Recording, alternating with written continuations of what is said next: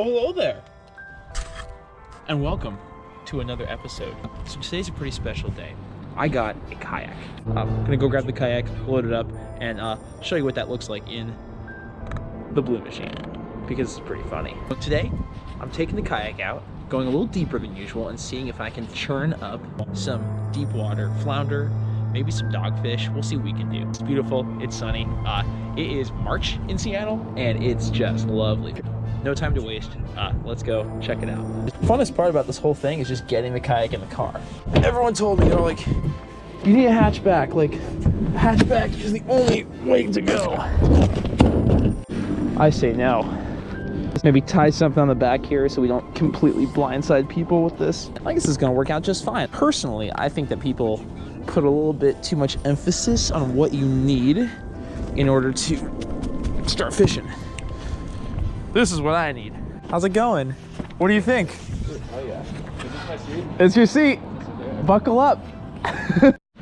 All right, we made it to Golden Gardens. Got the kayak, got the pack mule, got the sun.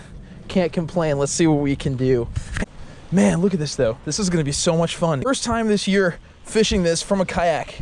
Pretty stoked. Oh, all these sailboats. It's gonna be so cool getting out there and being around these sailboats. So the wind is kind of coming down the beach this way. So I figure if I kind of go out here, it'll push me down with dragging the anchor. Fish out in this calmer, deeper area. I know there's a channel, which is why all these boats kind of follow and they all kind of flow out right here. It's a deep channel. So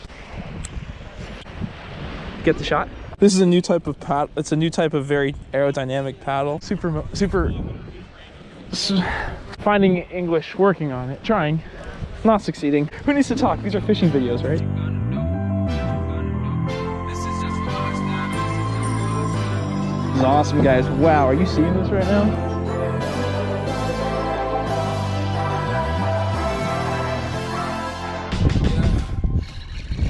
Bites. Something. We're on. Something small, but hey, fish is fish. All right, let's see what we're dealing with here, guys. Oh man, the funny thing about fishing here is it's gonna take me so long to reel up anything that I get. It's gonna be a lifetime. Like, it's gonna be so, it's just so deep. But it's fun fishing here because you never know what you're gonna get. And a lot of times, it really ranges. You can get these tiny little sculpin or little sand dabs, or you can hook into, there are halibut even in this area, but I wouldn't be able to land that with this pole. The biggest fish I have landed with this pole is a dogfish. There we go, guys. First sand dab of the day. Oh, if it was lingcod season, what I would do is I would take this and I would use it as lingcod bait. Because, you know, these little sand dabs are actually incredible for lingcod and rockfish bait, all of the above. So let's get them back in the water. Gone. Well, recently I've actually been dealing with a pretty bad shoulder injury. So it's my left shoulder and I'm taking it really slow. The water is really cold, but it's pretty clear, which is nice. Maybe the sun will kind of churn some stuff up. So can you guys see all the sailboats out there? There's probably 100 sailboats out there, I would say. I'm realizing really quickly that a sea skirt would be quite helpful for what I'm trying to achieve here. It's a lot of water is kind of splashing in over the bow, which I don't personally mind. Like, it's not a big deal. I'm just gonna get some water on me, but it would be nice in the future to stay warmer. All right, we're dropping. See if we get any takers here. Oh, Jesus Christ. Some big ones. Super deep here. It's about 100 feet where I'm at. Got him. Oh, it's big.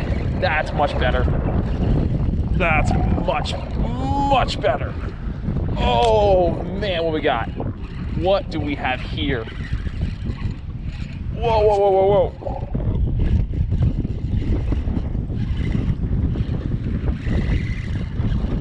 Oh man, this feels heavy. Guys. Oh man, yeah, this is something heavier. Oh, whoa, you never know what you're gonna pull up here either. Oh, dude, this is heavy. So if this is a flounder, it's gonna be dinner, okay? If this is a doggy, it's going back in. It's fighting kind of like a doggy, so we're gonna have to see what we get here. Oh man, it's a big flounder. No way. Woo, yo. Look at this flounder. Wow. So this is I think it's a rock sole. I could be a little bit wrong, but these, you know, they only have eyes on one side of their head. They're actually really amazing fish. Man, look at that beauty. That's probably a good half pounder. That's fat. So this one's coming home. This is gonna be dinner. That's awesome. We can get a little flounder cooking action in too. wind is picking up, guys, so I'm gonna keep fishing a little bit, and I'm not sure exactly how long. I don't like being out here when it's too crazy windy because it's just not safe. It's not right. I'm pretty far away for sure, and I'm on a tiny boat that's the same color as the water, so it's just not like the best situation to be in. All right, guys, so I wrapped up a little early. I didn't get it on video, but I actually had one wave come in and completely cover my kayak with its crest. Like it like filled it. You can't really see, but I'm soaking wet, I'm freezing cold, and my kayak has like 3 inches of water in the bottom of it. So I'm calling it a day, a little bit on the early side, but we did keep that one fish. So let's go home and let's go make lunch. All right, guys, we're back in the kitchen and it's time to actually cook the fish. So, like you saw in the video before, we only got one keeper because that big ass wave ended up kind of annihilating me a little bit. We got Parker on the camera, and we are gonna show you what you need in order to actually finish the process and cook the fish. So, recommended ingredients: salt, olive oil, some kind of seasoning that, you know, it's up to you. I like a nice like dill seasoning, potentially some garlic powder, something that's like, you know, kind of whatever fits your taste buds, whatever you like and you think is gonna go good on the fish. Butter, and very importantly, a sharp fillet knife. Now, you can either fillet flounder or you can cook them whole. This one it's a nice flounder, but it's not like a massive one. So I am not gonna fillet this because I would lose some of the meat. What I'm gonna do is actually remove the insides, the innards, and then what we're gonna do is we're just gonna like blacken it, kind of as if you would blacken salmon, but using cast iron. So if you don't have a cast iron pan, that's like totally fine. But you know, so like if you don't have a cast iron pan, totally fine. You can use, you can use a grill. We've actually used a grill before and it turns out really well. But a grill, non-stick pan, whatever you've got. So first thing you wanna do is take the fish, make sure it's clean. Okay, take it to your cutting board. Flounder and sole and all the kind of fish like this, all these like smaller type of kind of, you know, sand bed type of fish, all have all the innards in this one little patch down here, which makes it really easy to kind of like get the guts out. So all you wanna do is make an incision along the gill line, just like so. And all you really have to do, cut along here, get these guts out. Chuck these, or you could use them for crab bait if you wanted to. You want to really make sure it's super clean and there's nothing like stuck down in there. You can kind of descale it a little bit. You just want to put some incisions into the fish like this, and that will make sure that it really blackens and cooks well. You want to do that kind of on both sides, okay? Let the seasonings get in. Salt.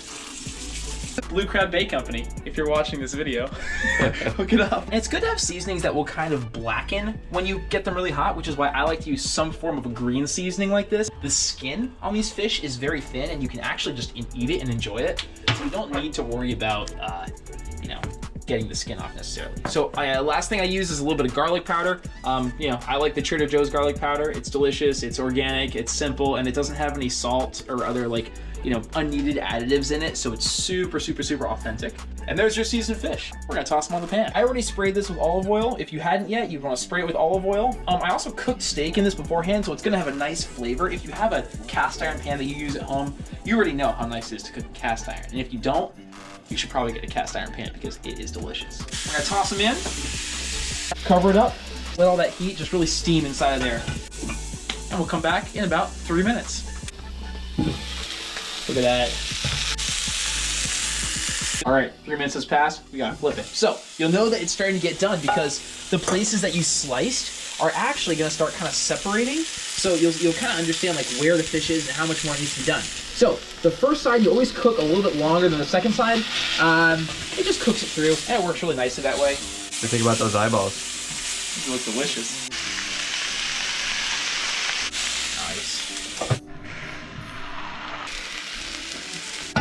Take the butter that we were talking about, and while it's still hot, just rub the butter all over the top of the fish. Let's go give it a try. If it's totally done, it should really flake apart. Just like that, I think. Oh my God. That's the other thing. We had cooked We had just cooked a steak in the pan just like a couple minutes before, so the steak flavoring is like in the fish. All right, guys, that's it for today. I hope you enjoyed. I know that we didn't catch a ton of fish, but I think we caught enough to at least test the waters, if you will, and kind of realize that I think this summer is going to be a really good summer for fishing. It's just got to warm up a little bit, and we just have to get out there more. So Parker's got to get a kayak so we can both be out there in hard shell kayaks, just like this one, and we can actually catch a ton of fish. But anyway, thank you so much for watching. If you liked the video, please give it a like. Subscribe if you'd like to. It would mean a lot to me. Keep fishing, keep at it, keep it real, and I will see you next time. Peace.